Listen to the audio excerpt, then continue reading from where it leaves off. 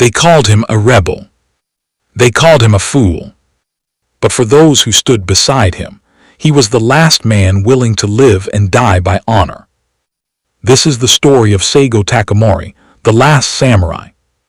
Welcome to History Unsealed, where power, betrayal, and the human spirit collide. If you haven't yet, subscribe and journey with us into the hidden corners of the past. Because legends never truly die. Japan, mid-19th century. A nation caught between two worlds.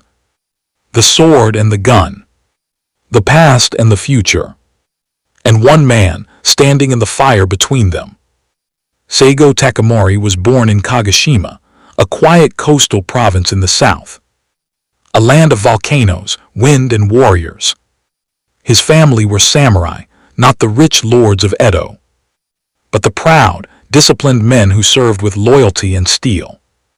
As a boy, he was quiet. His teachers said he was strong, yet humble.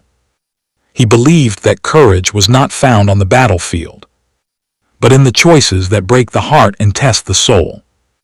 When he came of age, Japan was breaking apart. The shogunate, the centuries-old military rule, was decaying. Foreign ships with black smoke and iron hulls anchored in Japanese waters. The Americans, led by Commodore Perry, demanded the gates open. For the first time in 200 years, Japan faced the world. And the world was armed with thunder. The shogun bowed, the samurai frowned. And Saigo watched in silence as the code of the warrior bent to politics and fear. He found his destiny in rebellion, serving the cause of the emperor, the young Meiji. He believed Japan's soul could only survive if it was reborn with honor intact. He fought not for greed, but for purity. A vision of Japan where Bushido and progress could walk side by side. In the Boshin War, Saigo's courage became legend. He led men through mud and fire, shouting words that struck deep into the heart of every warrior. Better to die on your feet with honor than to live on your knees in shame. He fought in Aizu, in Toba, and Fushimi. He faced guns with swords. And somehow he won. When the shogun fell, the emperor rose. And Saigo, the common samurai, stood among the founders of a new Japan. But power is a poison, even in victory. The Meiji government turned away from its promises. They cut the stipends of the samurai. They banned their swords.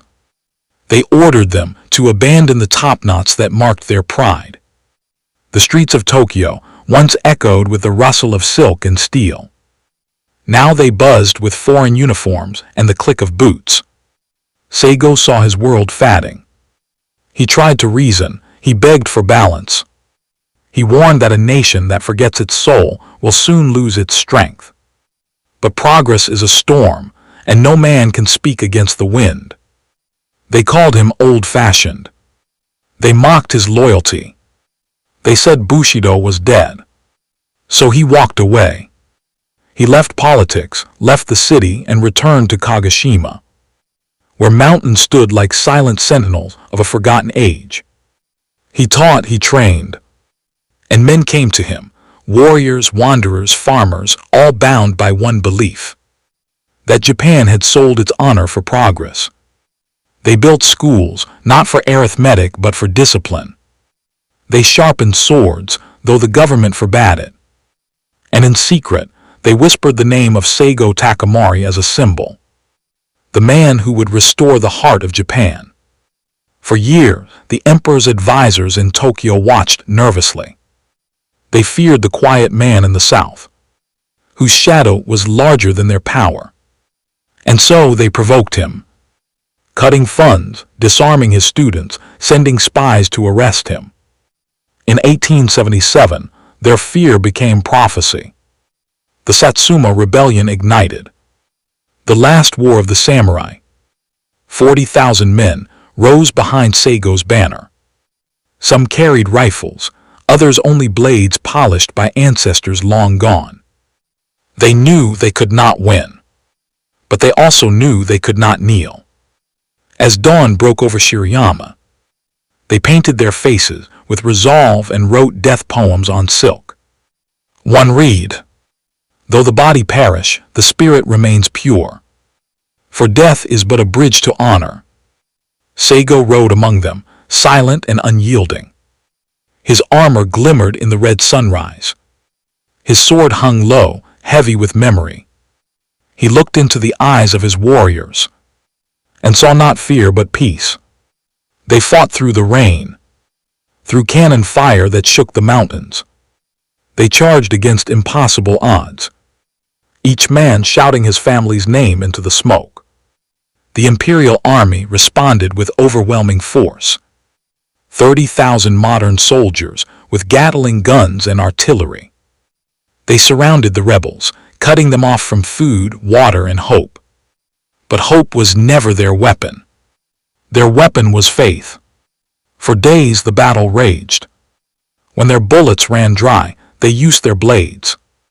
When their blades broke, they fought with bare hands. They knew death had already chosen them, but they would choose how to meet it. At last, only a few hundred remained. Saigo, bleeding from a bullet wound to his thigh, refused to surrender. He turned to his closest friend, Beppu Shinsuke, and whispered, "It is enough." Beppu nodded, and the old code was fulfilled.